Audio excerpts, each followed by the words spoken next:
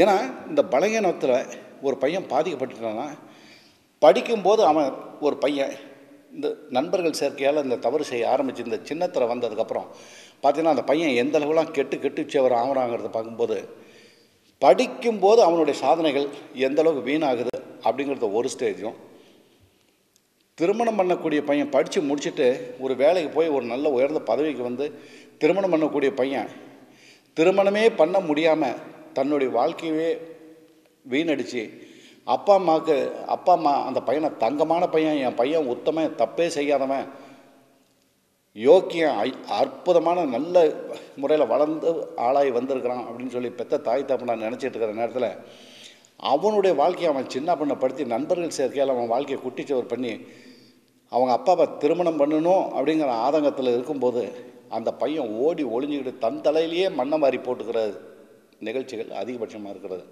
ஒரே காரணத்தினால தான் இதை அதிக முக்கியத்துவம் கொடுத்து இந்த நிகழ்ச்சி நான் பேசி வந்துட்டுருக்கிறேன். ஏன்னா பலகீனத்தில் ஒருத்தன் பாதிக்கப்பட்டுட்டான் அப்படின்னாக்கா அவன் பார்த்தீங்கன்னாக்கா வாழ்க்கையில் எந்த விதத்துலேயுமே நண்பர்கள் சொன்னாங்க, அவங்க சொன்னாங்க, என் கேர்ள் ஃப்ரெண்டு சொன்னால் காரியங்கள் ஒவ்வொருத்தருமே தவறு செய்கிறவங்கள கேள்வி கேட்கும்போது பார்த்தீங்கன்னாக்கா மனசுக்கு ரொம்ப சங்கட்டமும் வேதனையும் இருக்குது. இன்னும் காரணம் தான் அப்படிங்கிறது கிடையாது. அந்த அளவுக்கு பாதிக்கப்பட்டு வந்துட்டு இருக்கிற இந்த சூழ்நிலையில் இதுக்கு ஒரு முக்கியத்துவம் கொடுத்து சொல்லணும் அப்படிங்கிறத தான் இந்த நிகழ்ச்சி அதிகபட்சமாக சொல்லி வந்துட்டுருக்கேன். ஏன்னா ஒவ்வொரு நாள் நிகழ்ச்சியிலையும் ஒவ்வொரு நிகழ்ச்சியிலையுமே அதிகபட்சமாக தவறுகள் பண்ணக்கூடாது. தவறு பண்ணும்போது உன் வாழ்க்கை என்ன அளவுக்குலாம் சின்ன பண்ணம் ஆகுது. இப்போ எங்ககிட்டே சிகிச்சைக்கு வர பையனை பார்த்திங்கனாக்கா ஒரு பையன் வந்து ஆஃபீஸுக்குள்ளே வரும்போது அந்த பையனை பார்க்குறோம். அப்போ அந்த பையனை பார்க்கும்போதே அவன் என்ன மாதிரி இருக்கிறான் அப்படிங்கிறத நாங்கள் அதில் தெரிஞ்சுக்கிறோம். இது எதுக்கு உதாரணமாக சொல்கிறோம் அப்படின்னாக்கா 40 வருஷத்துக்கு 45 வருஷத்துக்கு முன்னாடி பார்த்தீங்கன்னாக்கா மவுண்ட் ரோட்டில் அண்ணா சிலையை தாண்டி வந்தோன்னே பார்த்தீங்கன்னா PORR & சன்ஸ்ன்னு இருக்குது. PORR & சன்ஸுக்கு பக்கத்தில் அத்திப்பட்டன் தெரு அப்படிங்கிற ஒரு இடம். அந்த அத்திப்பட்டன் தெருவுக்கு பக்கத்தில் ராமச்சந்திரா 6 அத்திப்பட்டன் தெருவில் ராமச்சந்திராங்கிற இடத்துல நாங்கள் வந்து முகாம் போட்டிருப்போம்.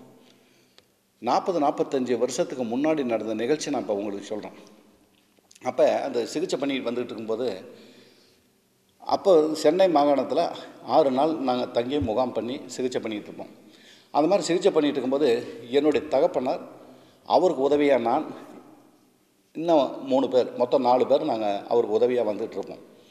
அந்த மாதிரி வந்துட்டு இருக்கும்போது ஒவ்வொரு நாள் சிகிச்சைக்கு வரும்போதும் அவங்களுக்கு வேணுங்கிற உதவியெல்லாம் செஞ்சு, தகப்பனாருக்கு வேணுங்கிற உதவியெல்லாம் செஞ்சு நாங்கள் ஆலோசனை பண்ணும்போது நாங்கள் பக்கத்தில் இருந்து உதவியெல்லாம் செஞ்சு வந்துட்டுருப்போம். அந்த மாதிரி செஞ்சிட்டு இருக்கும்போது ஒரு நாள் பார்த்திங்கனாக்கா மாலை 3 மணி இருக்கும். 3 மணி இருக்கும்போது என்னுடைய தகப்பனார் தம்பி இங்கே வா அப்படின்னு சொல்லி கூப்பிட்றாரு. நாங்கள் ரூமுக்கு வெளியே இருக்கிறோம். கூப்பிட்ட உடனே ஓடி போய் என்னங்க கூப்பிட்டீங்களா, என்ன விஷயம் அப்படின்னு சொல்லி கேட்டோம். கேட்கும்போது அவர் சொன்னார், இப்போ வாசப்படியிலேருந்து யாரோ ஒரு ஆள் வந்துக்கிட்டு இருக்கிறார் இல்லையா, இப்போ வாசப்படியிலேருந்து தாண்டி ஒரு ஆள் வந்துட்டு இருக்கிறாருல்ல, அந்த ஆளை என்ன பண்ண நேராக சிகிச்சை பண்ண மாட்டாங்க அப்படின்னு சொல்லி திருப்பி வீட்டுக்கு அனுப்பிச்சிடு அப்படின்னாரு. வாசப்படியிலேருந்து ஒருத்தன் வந்துட்டு இருக்கிறவனை நிறுத்தி அவனுக்கு சிகிச்சை பண்ண மாட்டோம் அப்படின்னு சொல்லிட்டு திரும்ப ஏதோ ஒரு காரியங்களை சொல்லி வெளியே அனுப்பிச்சிடு, இங்கே உள்ள விட வேண்டாம் அப்படின்னாரு. எங்களுக்கு மனசுக்கு பெரிய சங்கடமாச்சு. என்ன திடீர்னு வெளியே வந்துட்டு இருக்கிறவனை, இவர் இருக்கிற ரூம் திசை வேறு, வெளியே இருந்து வரவன் கண்ணுக்கு தெரியாது, எப்படி அனுப்ப சொல்கிறாரு, வர்றது எப்படி தெரியும் அப்படிங்கிறது எங்களுக்கு பெரிய 4 பேர்த்துக்குமே ஒரு பெரிய மனசில் ஒரு இதுவாக இருந்தது. 2வது நாள் முகாம் முடிஞ்சது. அன்றைக்கி இரவு தகப்பனார்கிட்ட பேசிகிட்டு இருக்கிறோம். பேசிகிட்டு இருக்கும்போது தகப்பனார்கிட்ட நான் கேட்குறேன், அப்பா இந்த மாதிரி நீங்கள் ஒரு வியாதிஸ்தர் வரும்போது திரும்ப அனுப்ப சொன்னீங்களே, என்ன காரணத்துக்காக நீங்கள் அனுப்ப சொன்னீங்க அப்படின்னு சொல்லி கேட்டோம். அப்போ என்னுடைய தகப்பனார் சொன்னார், இல்லைப்பா இதுதான் பாரம்பரிய சித்த வைத்தியத்தினுடைய ரகசியம். இப்போ நம்ம சித்த வைத்தியம் செஞ்சுட்டு இருக்கிறதுனுடைய ரகசியமே இதில் தான் அடங்கியிருக்கு அப்படின்னாரு. இல்லை சொல்லுங்கள் என்ன விஷயம், நாங்களும் தெரிஞ்சுக்கிறோம் அப்படின்னு சொல்லி கேட்கும்போது அப்போ சொன்னார், அவன் அந்த வாசப்படியில் விட்டு தாண்டி வரும்போது 45 வருஷத்துக்கு முன்னாடி பார்த்திங்கன்னா மவுண்ட் ரோட்டில் PORR & சன்ஸ் அத்திப்பட்டன் தெருவில் பார்த்திங்கனாக்கா ஹிந்து ஆஃபீஸுக்கு பக்கத்தில், அப்போ அதிகமான கட்டிடங்கள்லாம் சென்னை மாகாணத்தில் கிடையாது. அப்போ கடல் காற்று பார்த்திங்கன்னா 3-4 மணிக்கு மேலே பார்த்திங்கன்னா கடல் காற்று அற்புதமாக அந்த பியூர் அண்ட் சன்ஸ் பில்டிங்கில் பட்டு ஹிண்டு ஆஃபீஸ் பக்கத்தில் அந்த காற்று வந்து அந்த சந்தில் அற்புதமாக வரும். வாசப்படிக்கிட்ட நின்றுட்டாலே போதும், அந்த அளவுக்கு காற்று வந்துட்டுருக்கும். அந்த காற்று வரும்போது பார்த்திங்கனாக்கா அந்த காற்று என்னுடைய தகப்பனார் ரூமுக்குள்ளே பூந்து தான் காற்றே வெளியே போகிறோம். அந்த அளவுக்கு காற்று வந்துட்டுருக்கிற நேரத்தில் அந்த பையன் வரும்போது அந்த பையனுடைய உடம்புல அந்த காற்று பட்டு அந்த காற்றினுடைய சுவாசத்தை வச்சு அவன் என்ன மாதிரிலாம் பாதிக்கப்பட்டிருக்கான், என்ன மாதிரிலாம் அவன் வாழ்க்கை வீணாயிருக்கு அப்படிங்கிறத தெரிஞ்சதுனால நான் அவனை உள்ள விட வேண்டாம் அப்படின்னு சொன்னேன். காற்று பட்டு அதை வச்சே நீங்கள் வைத்தியம் சொல்லியிருக்கீங்க அப்படின்னா அது எப்படி பாதிக்கப்பட்டிருக்கான் அப்படிங்கிறத கேட்டதுக்கு மீண்டும் ஒரு முறை சொல்கிறேன் அப்படின்ட்டு விட்டுட்டார்.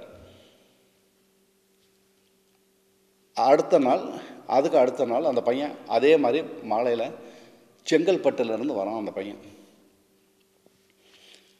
அவனை உடனே நாங்கள் தடுத்து நாங்கள் 4 பேருமே நிறுத்தி என்ன விவரம் அப்படின்னு சொல்லி கேட்கும்போது மெத்தைக்கு கூட்டிகிட்டு போய் அவனை விசாரித்தோம். என்னப்பா என்ன மாதிரி தவறு பண்ணியிருக்கிற, வைத்தியர் வந்து பெரிய வைத்தியர் வந்து நீ உள்ளுக்கு வரும்போதே உன்னை விட வேண்டாம் அப்படின்னு சொல்கிறாரு, அப்போ என்ன மாதிரியெல்லாம் பாதிக்கப்பட்டிருக்க விவரத்தை சொல்லு அப்படின்னாரு. நாங்கள் கேட்டோம். அப்போ கேட்கும்போது அவன் என்ன சொன்னான், நான் செய்த தவறுகள் இந்த மாதிரிலாம் தவறு செஞ்சுருக்கேன், இந்த மாதிரிலாம் என்னுடைய வாழ்க்கை வீணாக இருக்குது, இத்தனை வருஷமாக அந்த தவறை இன்னமும் செஞ்சிட்ருக்கேன் அப்படின்னு அந்த தவறை சொல்லும்போது அவன் சொன்ன தவறை கேட்டுட்டு அப்படி பிரமிப்பாகி போய் நாங்கள் இப்படியெல்லாம் ஒரு செக்ஸில் ஒரு தவறா, இப்படியெல்லாம் கண்மூடி கண் திறக்கிற நேரம் படுற சுகத்துக்காக ஒரு தவறு செய்யக்கூடிய சந்தர்ப்ப சூழ்நிலை உருவாகுமா, அப்போ மிருகத்தை விட கேடு கட்டவனாக இருக்கிறானே அப்படின்னு சொல்லிட்டு வருத்தப்பட்டு ரொம்ப வேதனைப்பட்டோம். 40-45 வருஷத்துக்கு முன்னாடி அவன் சொன்ன நிகழ்ச்சி கேட்டுட்டு இப்படியெல்லாம் ஒரு தவறு இப்படியெல்லாம் பண்ணுறாங்களா அப்படின்னு கேட்கும்போது மனசுக்கு ரொம்ப இரத்த கண்ணீர் வடித்து வேதனைப்பட்டோம். அன்னைக்கு இரவு அந்த பையனை திரும்ப அனுப்பிச்சிட்டோம்.